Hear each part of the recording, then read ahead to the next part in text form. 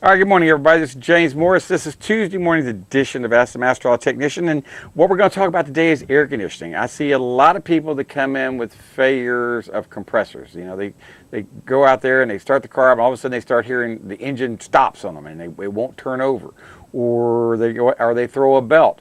Or they put a belt back on after they've thrown a belt. Now the car won't turn over. That's what I saw yesterday twice. Customer complained, well, I threw a belt, I stopped and put another belt on my car, and now the engine won't even turn over. And I went, sounds like you may have something that's frozen up. Sure enough, both cases, one was a Mercedes, one was a Chevrolet. There was a Chevrolet. Both of them had the compressor that had frozen up and the engine wouldn't even turn over.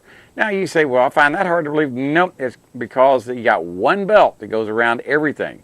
Around the compressor, the water pump, the power steering, the crankshaft, all that. And if one pulley freezes up, if you don't have enough inertia, it's not going to start. It's going to act like the engine is froze up. And that's exactly what's happened on cars. And we see this because compressors don't kill themselves just because, they say, okay, I'm tired. We've all heard the commercials years and years ago about nothing runs like a train, talking about train air conditioning. They're talking about the compressors. The reason is compressors will work like they're supposed to so long as they're compressing a gas and not a liquid, so long as they're kept at a certain temperature and not running too hot. If those two things are met, where it's got a full charge, and it's compressing a gas and not a liquid, and it's not running too hot, there's no reason why a compressor won't last forever.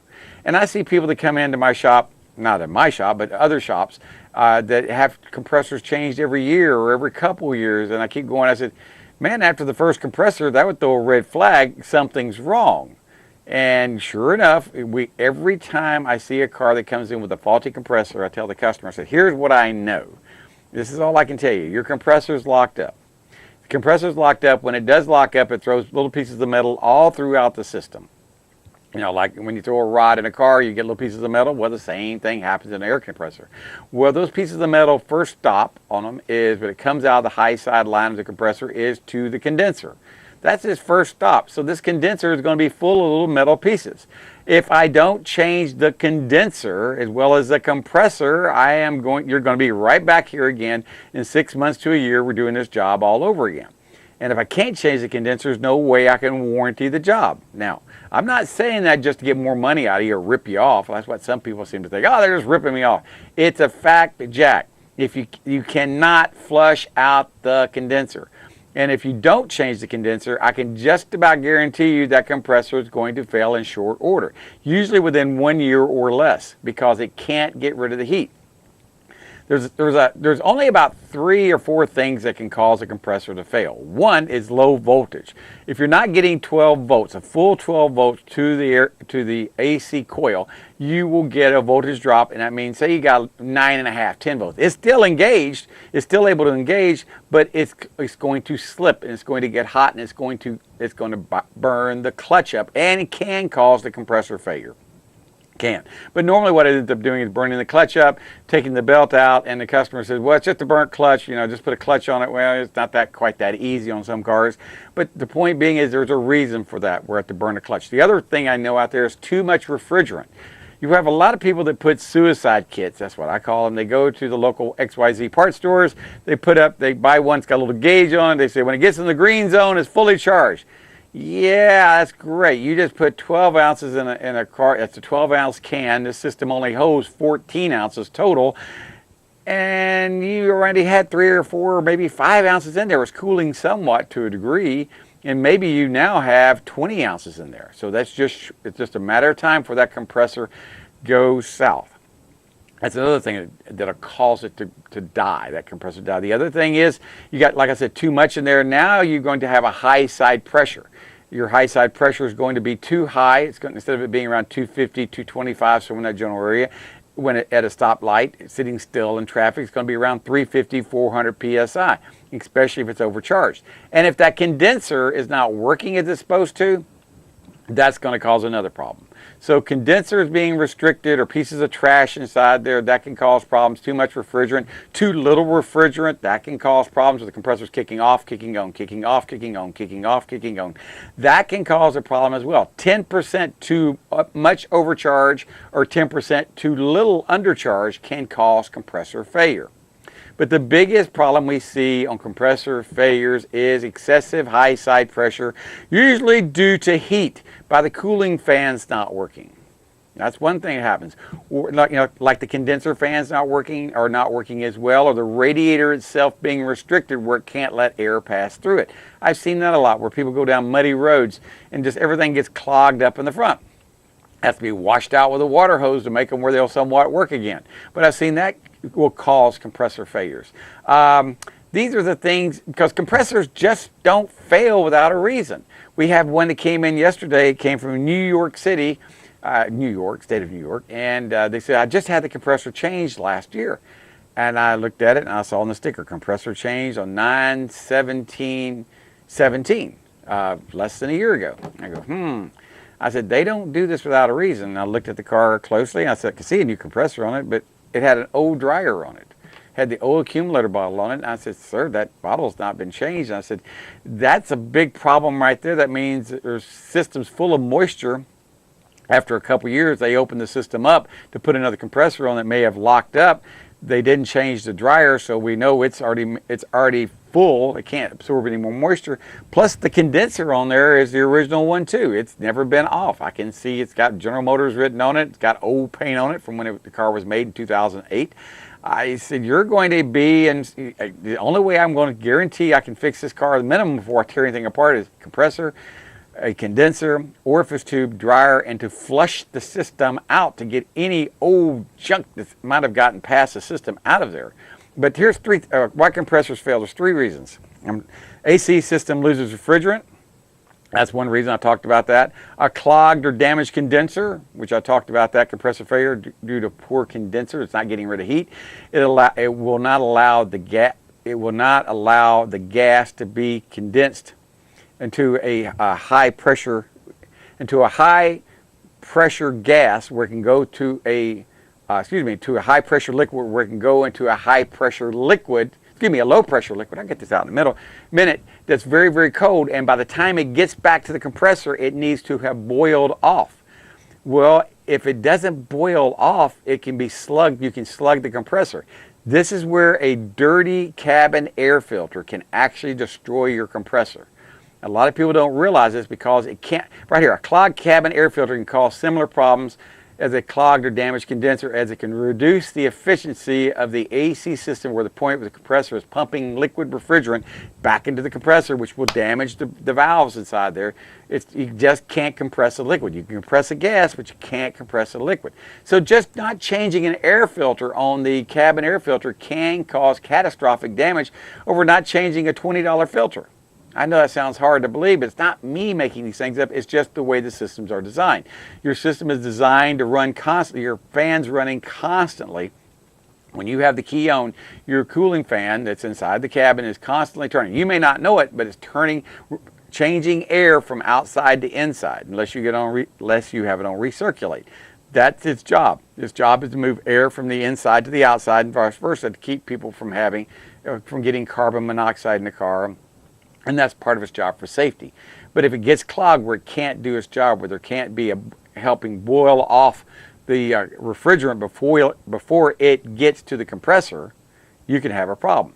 Normally we see that when the temperature leaving the evaporator is colder than it is coming in. Say if it's 48 coming in, but into the evaporator, but it leaves the evaporator at 42, that tells me I've got too much refrigerant in it. Or I've got a dirty cabin air filter. I've seen that happen. I had one the other day. I charged one up, did it precisely. I mean, we do it precisely by grams. And it took, 0.64 kilograms. And I put it in there and I charged the system up and I checked the temperature coming in. It was 48 degrees coming in. It was 42 coming out. And then going, wow, normally if I saw something like that, I'd say I've got overcharged. But I know it wasn't, and I started looking, and I said, what could cause that? And I started looking at the car, and I saw I had a nasty cabin filter. I mean, really nasty cabin filter. I took the cabin filter out, and when I took the cabin filter out, the air started to move, while the car was running, and the pressures dropped, and everything just changed. I went, I'll be a son of a gun. I would have never have thought, and then when I started doing it, it ended up being 48 coming in, and when I pulled the cabin filter out and changed it, it dropped to 46. So it was doing its job. We want them within 2 to 3 degrees is what we'd like to see between incoming and outgoing on the evaporator. On the condenser, we'd like to see about 15 to 20 degrees difference, where if it say it's 200 degrees coming into the condenser, we don't want it leaving more than 20 degrees difference. We want it to be about 180 leaving the condenser. It's condensed from a hot vapor to a hot, not as hot liquid. Is condensed, and now this hot liquid is being pushed through a teeny tiny hole, an orifice tube or expansion valve, is a hot liquid, and now it goes into a cold liquid, in which floods your evaporator with a liquid, not a gas, but with a liquid. And as it goes through the evaporator, it floods it out. It goes into the evaporator bottle, which is this big bottle. It's called an accumulator bottle, and it does exactly what it says it does. It accumulates the refrigerant and any oil that gets migrated through the system. And as the oil gets migrated through, it allows the oil drain to go back to the compressor and keep just in small increments where it won't compress liquid. You can't do that. And it also does the same thing. It keeps the gas, the liquid, from being compressed, going back to the compressor to be compressed, because it lets it boil off, gives it time to boil off. Literally, it boils and turns back into a vapor and goes back to be compressed by the compressor as a low pressure gas, a cool, not cold, a cool low pressure gas, because it absorbed all the heat out of the compartment, the passenger compartment. That's how that works. So, and it repeats the process. It just keeps repeating it and works extremely well. As a matter of fact, air conditioning was invented right here in Florida, if I'm not mistaken, by Dr. Samuel Gorey in Apalachicola. He came up with looking for a cure for malaria. And malaria is Latin for bad air, and he thought it was the air causing it. So he took compressed air, ran it through from a big hole to a teeny tiny hole, which made ice. And then on that block of ice, he blew a fan over it to condition the air, to dehumidify the air, and at the same time to make it more comfortable, kept the mosquitoes out. And that's the origin of how air conditioning started. But the same process takes place today, whether it's using compressed air, refrigerant, R1234YF, which is the latest new refrigerant that's out there, which is very expensive.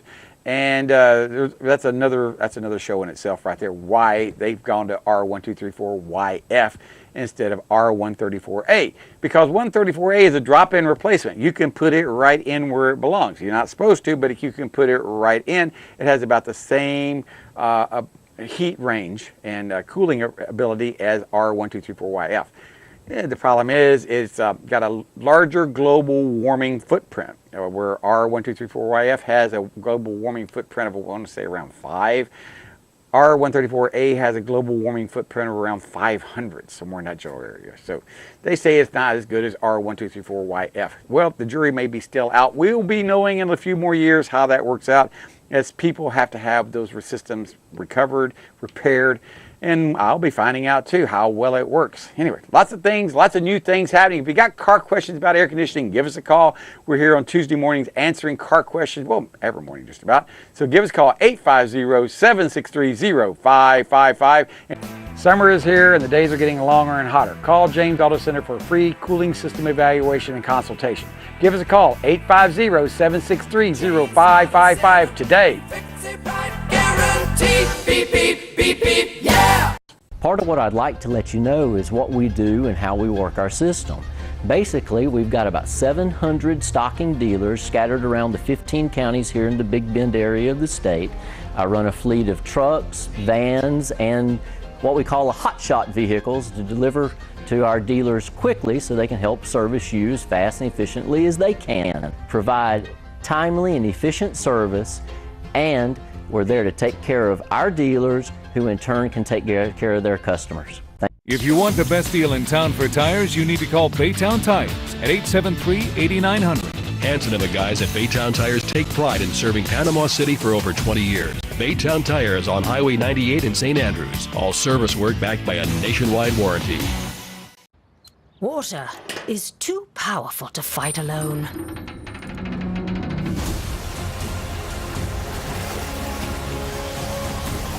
Mr. Rooter Plumbing. Sink, shower, and toilet emergency drain services. All right, good morning, everybody. Welcome back to our second part of our Tuesday morning show. We were talking about air conditioning, the importance of having it, if you have a compressor that's failed, to make sure you change the condenser and any related parts that go along with it. Well, what other related parts are involved if a compressor fails? Well, we talked about the condenser. You've also got to change or check or replace the expansion valve. Now, or orifice tube. Cars have two types of systems. They have a thermal expansion valve that is mechanical, and it actually opens and closes, allowing to control the amount of liquid that's going to the evaporator by temperature. You know, if it's saturated, doesn't need any more, it slows it down where it doesn't need as much. As it needs more, it opens up, allows more to come in. That's how an expansion valve works. Where an orifice tube is just a fixed hole. It's just a teeny tiny hole that no matter what happens, it's constantly blowing through there. But they clog up with trash as well, especially on cars that get older. And cars that get older and have compressors changed on it, even if they change the condenser, like I'm talking about, if you do not remove the expansion valve and or the orifice tube and blow out the evaporator. I know that a lot of people, one time in my life, I didn't think I needed to flush the evaporator. And they used to tell us not to, but what we have found out is if we don't, we have a lot of nasty old oil that's inside there. And if we have too much oil inside the system and we don't get that oil out, it actually displaces volume. And if your system holds 14 to 16 ounces of refrigerant and you put in the 14 ounces of refrigerant in there and it's still not as cold as it should be, it could be the fact that you may have 3 or 4 more extra ounces of oil in there displacing the refrigerant, which can cause it not to cool as well. You know, and excessive high side pressure is what we were talking about earlier. So, and when you're doing a compressor, there's more involved than just changing the compressor. You need to replace the compressor, absolutely. Make sure all the lines are blown out. If a car's high side line leading from the compressor to the condenser has a muffler in it. Some cars have what's called a muffler. It looks like a little can on the end line. That's to quiet it down. That muffler or that line should be replaced. You go, what? Honestly, I'm not making this up, because it becomes a trap for those pieces of metal. And if you don't replace those pieces of metal, replace them. If you don't get them out of there, they're going to get in the condenser, clog it up, and you're going to repeat the same process again. It's not me making these things. If you can go Google what parts should be changed when I replace my compressor. And you'll have people write questions. My shop wants to change my condenser. Is this a trick to get them to get more money from me? I've never heard of such a mess. Well, the reason a lot of people never heard of such a mess is years ago we had condensers that you could pass a Mack truck through. I mean, they were great big monster tubes in it, and they probably weighed 30, 40 pounds, and they didn't clog up, and we could flush them out. We really could. We could flush them out, and they were great. That went away about 20 years ago. I know, it's a lot, well, maybe even longer than that. Starting with R134A, it all went away. It really did. Back in '94, that stopped. But because all cars by '94 were R134A. Yeah, by 1994, they went away from 12. 1993 was the last year 12 was used. But those condensers were different. So when they told us, people would say, well, you can retrofit the R12 system with R12. You could, but you couldn't do it quite as well, because you could only put in 85% of the amount of R12. So if your system called for, 14, let's just say 20 ounces, you could only put in approximately around 16 ounces. You could only put in around 85% of what it was allowed of R12 in order to keep the pressures where they needed to be. But in some cars it worked okay on, and some cars it didn't work okay on. Didn't cool very well, didn't last very long. The R134A molecules were so small they would actually leak through the hoses on the air conditioning, because they were not what we call barrier hoses. Starting with the 134A, all hoses were barrier hoses. They had a plastic insert, like a straw inside the hose, to keep the molecules of refrigerant from wicking its way out through the hoses. Well, they said, well, you could try that if your car called with R12 and you put 134 in it. 134A in it, it might work because the barrier hoses, the hoses may become barrier hoses because of all the molecules of oil that have been pushed through the hose may make them barrier. Well, they work to a degree, but it still leaks. We see this every time. I had an 89 model Toyota come in the other day. I looked at the customer and I said, you know this car called for R12. Yeah, I know.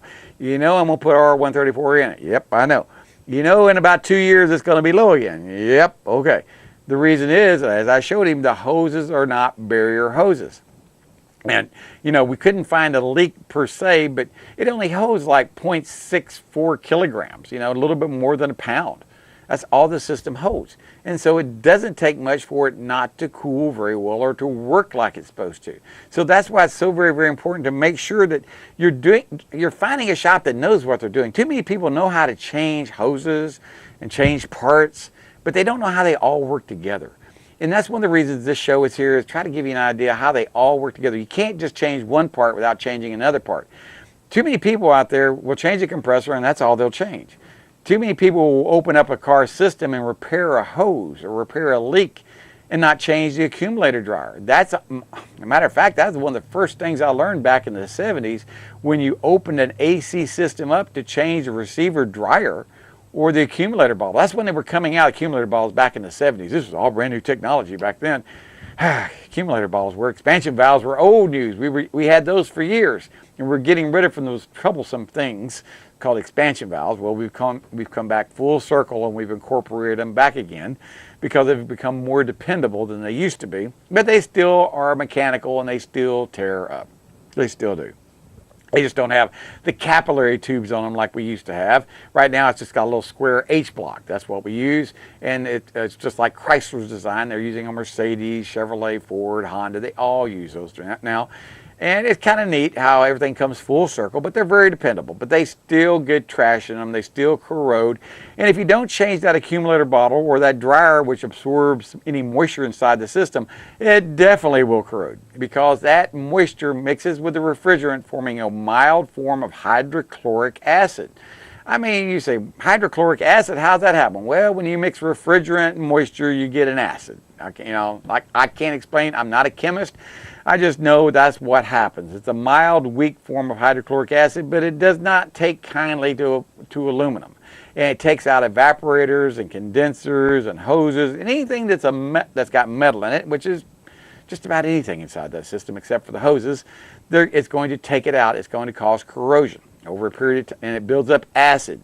And this acid keeps being built up, goes through the system, and will ruin your compressor. It will contaminate the oil. It does all sorts of things just because people don't remember the basics, like replacing the accumulator bottle or the dryer when a system is open. They say after 2 to 3 years, they're actually worthless. I mean, they've actually done all the absorption they can. So after 2 or 3 years, if you do open the system up, you don't want to just close it back up because now you've opened it up to 100% humidity air. Well, I shouldn't say 100%. It's every bit to 80-90% around Panama City area. So you open that up, how long is it going to take before, if there was any reserve capacity to absorb moisture, it's going to stay? It ain't going to take very long at all. Even if you take it off, seat it up with a tape or whatever, or a rubber cap, it's still going to absorb moisture. It's not much it can absorb. So please, when if you're having an air conditioning tore down, a lot of people don't like, I have them come to my shop all the time. Your air conditioning system's low, sir. It's your Schrader valves are leaking. Well, what's it going to cost to fix it? Well, this is what's going to cost to at least fix this. I would recommend your car is 8 years old for us to change the accumulator bottle or dryer. No, I don't want to do that. Well, if molecules can leave, molecules can come in. That's right. Even under pressure, you can still get air molecules in. That's how it works. They don't mix together. And that's what ends up happening. Even if you got it under pressure, your air conditioning system's under pressure, over a period of time, moisture will get into your system. That's why if you do have a system that leaks down, and you don't want to have problems 10, 15, down the road, 10, 15 years down the road, it is best, say you've got a car that's 8, 9, 10 years old, it is best if you have to do air conditioning recharge to change the dryer. That is almost insurance to make sure that you don't make any holes in your evaporator. It's just good insurance to do it. Of course, 99% of the people won't do it because it's an extra couple $100 to do, but it sure will save you thousands, hundreds, if not thousands of dollars down the line. That's one of the reasons I suggest that, but not everyone does it. Most people won't do it, but most of today's leaks are from the Schrader valves. We see most of today's because they go to get a car looked at and they think the car system is low. So they take it to a shop and it might not be low. And most shops will just stick a set of gauges on there. They don't think anything about it. I used to be that way. I have found out if you disturb those Schrader valves, if you disturb them, they're going to leak. They're not going to stop leaking. It may not leak bad, but it's going to continue to leak. I can take one, before I start working on it, check them out, and they're not leaking. Blow them, make sure there's no leakage on it, put my electronic leak detector, no leakage. Put my gauges on there, check the system out, see what kind of pressures I got, remove my gauges, blow it out, make sure there's no refrigerant in there, wait 3 minutes, put my leak detector on it, and my leak detector goes off. That's because the molecules are so small, once you disturb the seal in the Schrader valves, it's going to continue to leak. I don't make it, I just know that's how it works. So that's why I tell, when someone has a problem with their air conditioning, the first thing I do is not grab a set of gauges, the first thing I grab is a thermometer. I want to see how hot it is outside, and then how cold it is blowing inside the center ducts at idle with the windows down. There should be a minimum of 30 degrees. If it's 90 degrees outside, I should be blowing 60 degrees inside the center duct, sitting still in the sun. If I am, I'm not worried about it. That air conditioning is fully charged. And to verify that, I'll go out to the evaporator and I'll see the temperature coming in. If it's whatever the temperature it is, it should be the same temperature coming out of the evaporator, within 2 to 3 degrees. If it's not, if it's less temperature, say it's 48 coming in and 58 coming out, that tells me it's a low charge. Well, if it's 48 coming in and it's 42 coming out, that tells me it's overcharged. See, I can do all this without even touching the Schrader valves, and you can too.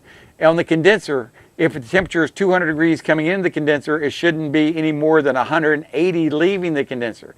If it's 200 coming in and it's 110 coming out of the condenser, you've got a clogged condenser. Even if it's 150 coming out, you've got a clogged condenser. You shouldn't have more than 20 to 25 degrees difference between the condenser coming inlet and outlet. And I don't know, very few people bother to check that. That's why so many people keep having repeat compressor failures, and that's what it's all about. If you're tired of compressor failures, repeated compressor failures, get the job done right. You just don't change the compressor, you change the condenser, you change the orifice tube or expansion valve, you flush the system out with special solvent, you add the correct amount of oil, not too much, not too little, and the correct amount of refrigerant within plus or minus 1 gram. That precise. If you don't do it, you end up buying a compressor in a short order. It may be not this year, or this month, or next 6 months, but shortly it will happen. You'd be surprised how many times I see people, they say, this is my 3rd compressor. And I say, compressors don't commit suicide. Something's wrong. Something's not right. It's either high pressure, something's causing a lot of heat someplace, or not getting rid of heat. And this is what we do at James Auto Center. We inspect cars when they come in, find out what the problem is, fix it with a written 3-year, 36,000-mile warranty.